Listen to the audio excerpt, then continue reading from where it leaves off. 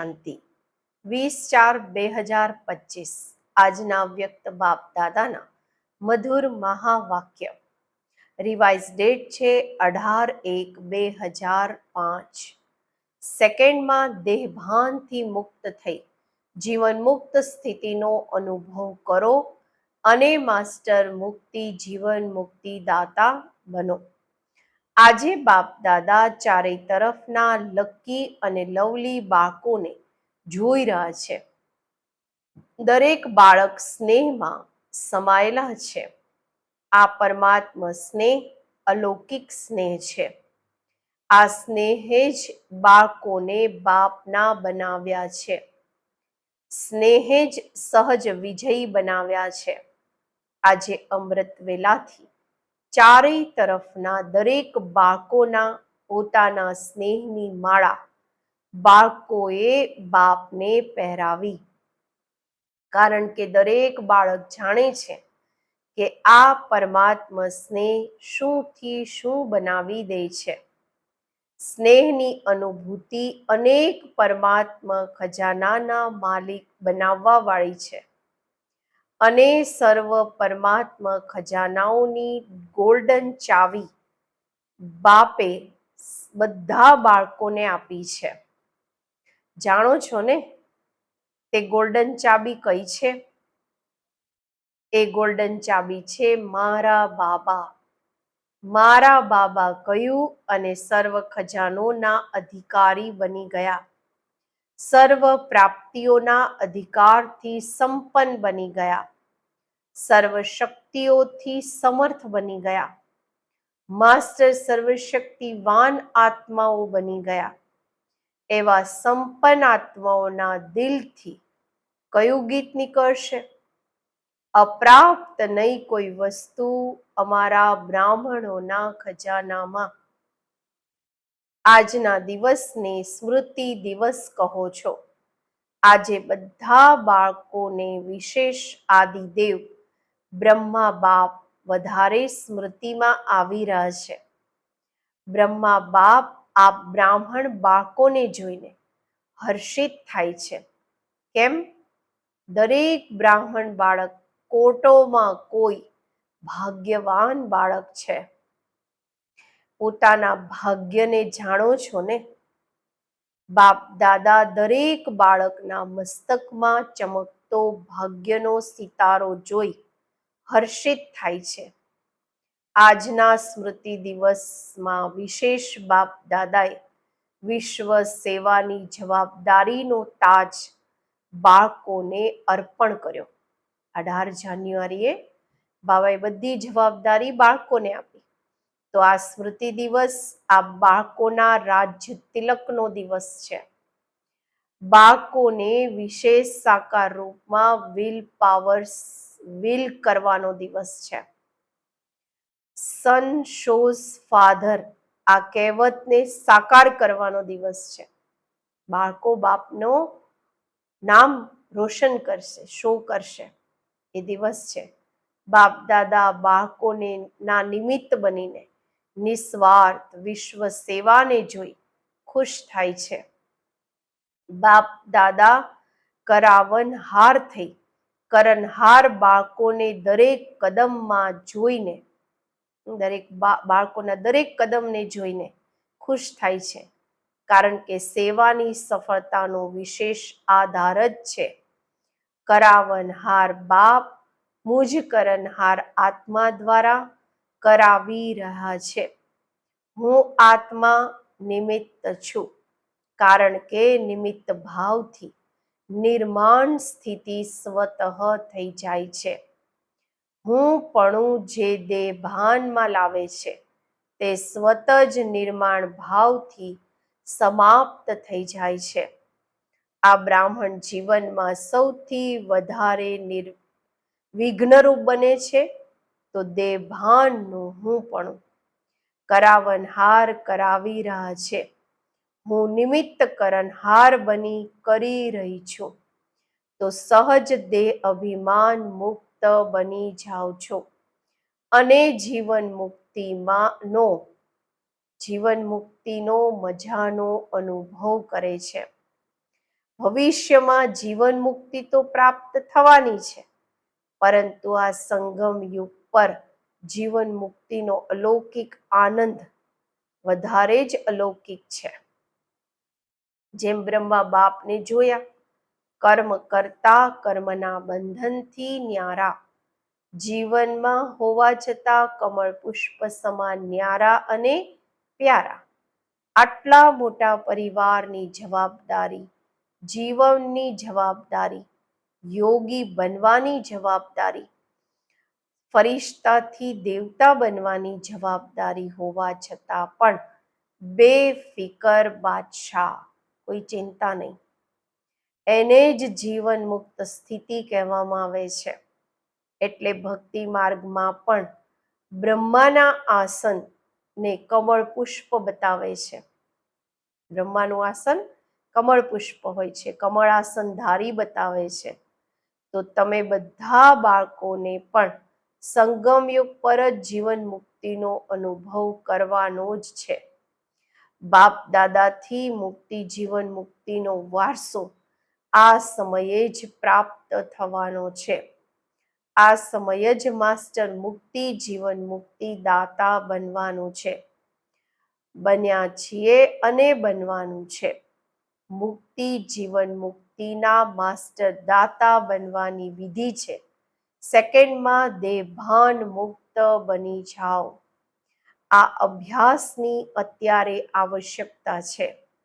મનના ઉપર એવો કંટ્રોલિંગ પાવર હોય, જેમ આ સ્થૂળ કર્મેન્દ્રિયો હાથ છે, પગ છે, એમને જ્યારે ઈચ્છો જેવી રીતે ઈચ્છો તેવી રીતે કરી શકો છો. ટાઈમ લાગે છે શું? અત્યારે વિચારો, હાથને ઉપર કરવો છે, ટાઈમ લાગશે? કરી શકો છો ને? અત્યારે બાપ દાદા કહે કે હાથ ઉપર કરો, તો કરી લેશો ને? કરો નહીં, કરી શકો છો. એમ મનની ઉપર એટલો કંટ્રોલ હોય, જ્યાં એકાગ્ર કરવા ઈચ્છો ત્યાં એકાગ્ર થઈ જાય. મન ઈચ્છે હાથ પગ, મન અથવા હાથ પગથી સૂક્ષ્મ છે, સૂક્ષ્મ કર્મેન્દ્રિય છે, પરંતુ છે તો તમારું ને. બાબા કહે છે, મારું મન કહો છો ને, તારું મન તો નથી કહો છો ને, એવું તો નથી કહેતા ને. જેમ સ્થૂળ કર્મેન્દ્રિયો કંટ્રોલમાં રહે છે, એમ જ મન, બુદ્ધિ, સંસ્કાર કંટ્રોલમાં હોય ત્યારે કહેશે નંબર 1 વિજય. સાયન્સ વાળા તો રોકેટ દ્વારા અથવા પોતાના સાધનો દ્વારા આ લોક સુધી પહોંચે છે, વધારેમાં વધારે ગ્રહ સુધી પહોંચે છે. પરંતુ તમે બ્રાહ્મણ આત્માઓ ત્રણેય લોક સુધી પહોંચી શકો છો.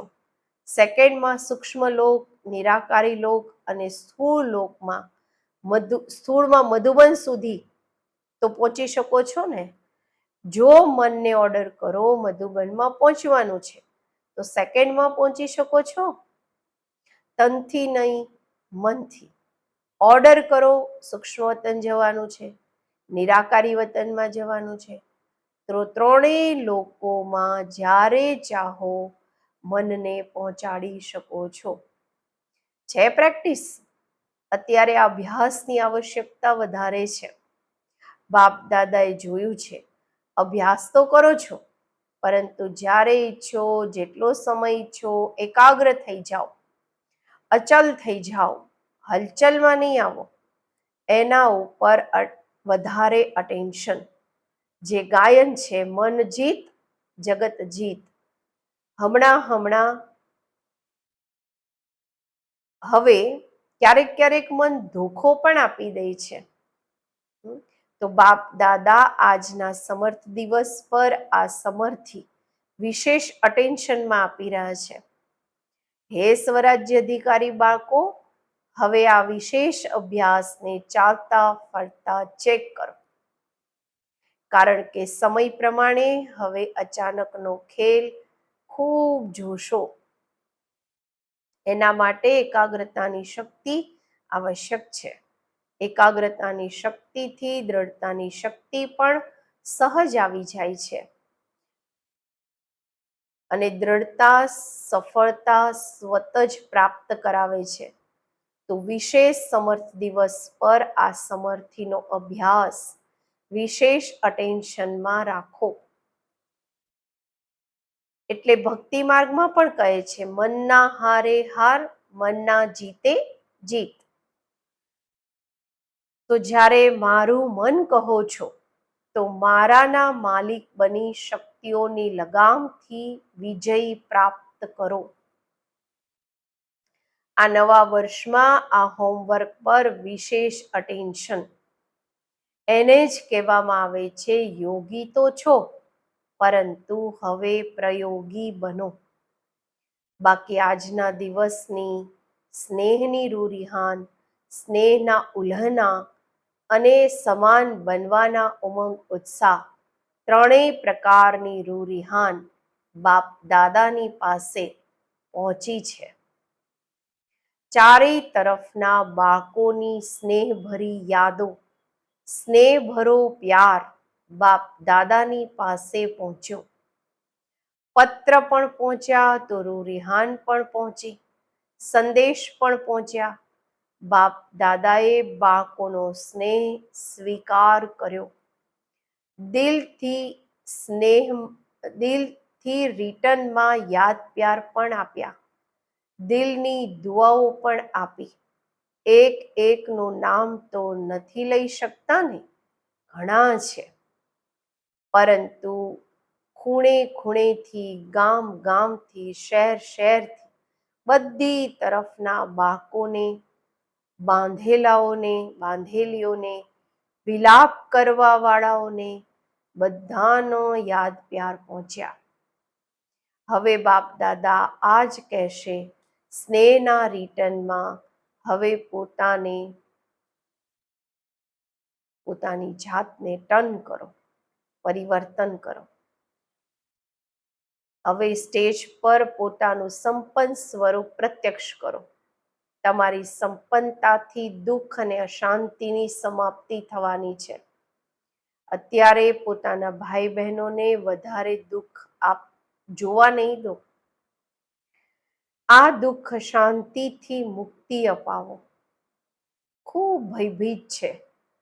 શું કરીએ, શું થશે, આ અંધકારમાં ભટકી રહ્યા છે. હવે આત્માઓને રોશનીનો રસ્તો બતાવો. ઉમંગ આવે છે, રહેમ આવે છે. હવે બેહદનું જુઓ, બેહદમાં દ્રષ્ટિ નાખો. અચ્છા, હોમવર્ક તો યાદ રહેશે ને, ભૂલી નહીં જતા. પ્રાઇઝ આપશે. જે 1 મહિનામાં મનને બિલકુલ કંટ્રોલિંગ પાવરથી પૂરો માસ, પૂરો મહિનો, જ્યાં ઈચ્છે, જ્યારે ઈચ્છે ત્યાં એકાગ્ર કરી શકે, આ ચાર્ટની રિઝલ્ટમાં ઇનામ આપશે. ઠીક છે? કોણ ઇનામ લેશે? પાંડવ. પાંડવ પહેલા.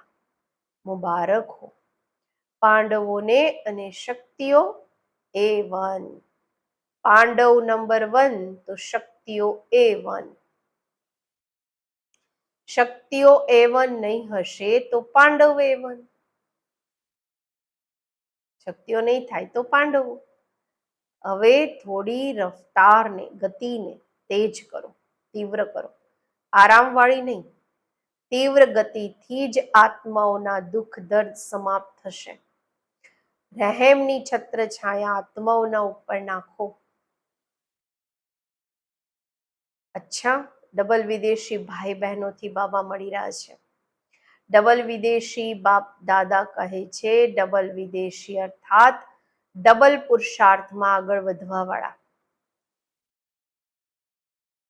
જેમ ડબલ વિદેશી ટાઇટલ છે ને, નિશાની છે ને તમારી, એમ જ એવી જ રીતે ડબલ વિદેશી નંબર 1 લેવામાં પણ ડબલ રફતારથી, ડબલ ગતિથી આગળ વધવા વાળા.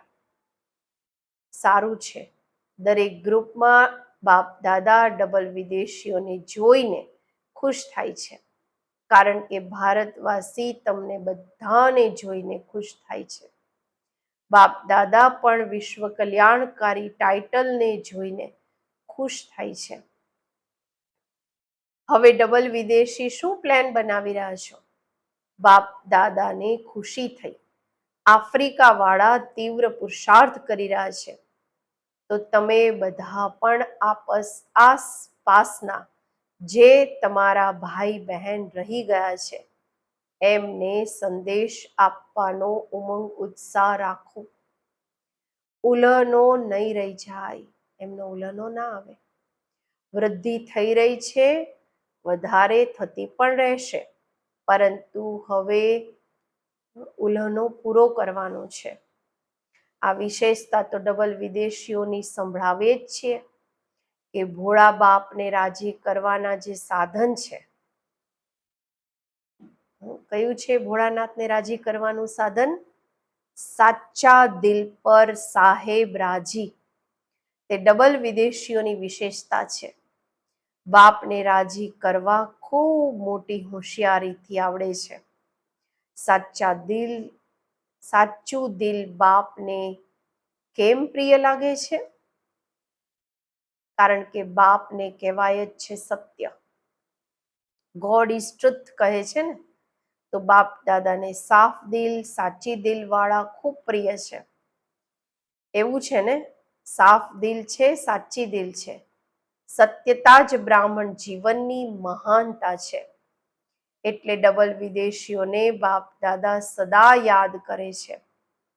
અલગ અલગ દેશમાં આત્માઓને સંદેશ આપવાના નિમિત્ત બની ગયા. જુઓ કેટલા દેશોથી આવે છે, તો આ બધા દેશોનું કલ્યાણ તો થયું છે ને. તો બાપ દાદા અહીંયા તો આપ નિમિત્ત આવ્યા છો, પરંતુ ચારેય તરફના ડબલ વિદેશી બાળકોને, નિમિત્ત બનેલા બાળકોને મુબારક આપી રહ્યા છે, બધાઈ આપી રહ્યા છે. ઉડતા રહો અને ઉડાડતા રહો. ઉડતી કળા સર્વનું ભલું થઈ જ જવાનું છે. બધા રિફ્રેશ થઈ રહ્યા છો? રિફ્રેશ થયા? સદા અમર રહેશો કે મધુબનમાંથી જ અડધું છોડીને જશો? સાથે બાબા કહે છે, સાથે રહેશે. અમર ભવનું વરદાન છે ને, તો જે પરિવર્તન કર્યું છે તે સદા વધતું રહેશે, અમર રહેશે. અચ્છા, બાપ દાદા ખુશ છે અને તમે પણ ખુશ છો. બીજાઓને પણ ખુશી આપજો. અચ્છા, જ્ઞાન સરોવરને 10 વર્ષ થયા છે. અચ્છા, સારું છે. જ્ઞાન સરોવરની એક વિશેષતા શરૂ કરી. જ્યારથી જ્ઞાન સરોવર શરૂ થયું છે તો VIP IP-ના વિશેષ વિધિપૂર્વક પ્રોગ્રામ શરૂ થયા છે. દરેક વર્ગના પ્રોગ્રામ્સ એકબીજાની પાછળ ચાલતા રહે છે. અને જોવામાં આવ્યું છે કે જ્ઞાન સરોવરમાં આવવાવાળી આત્માઓની સ્થૂળ સેવા અને અલૌકિક સેવા ખૂબ સારી રુચિથી કરે છે. એટલે જ્ઞાન સરોવર વાળાને બાપ દાદા વિશેષ મુબારક આપે છે કે સેવાની રિઝલ્ટ બધા ખુશ થઈને જાય છે અને ખુશી ખુશીથી બીજા સાથીઓને સાથે લઈ આવે છે. ચારેય તરફ આવાજ ફેલાવાના નિમિત્ત જ્ઞાન સરોવર બન્યું છે. તો મુબારક છે અને સદા મુબારક લેતા રહેજો. અચ્છા, હવે 1 સેકન્ડમાં મનને એકાગ્ર કરી શકો છો? બધા 1 સેકન્ડમાં બિંદુ રૂપમાં સ્થિત થઈ જાઓ. બાપ દાદાએ ડ્રીલ કરાવી. અચ્છા, આવો અભ્યાસ ચાલતા ફરતા કરતા રહો.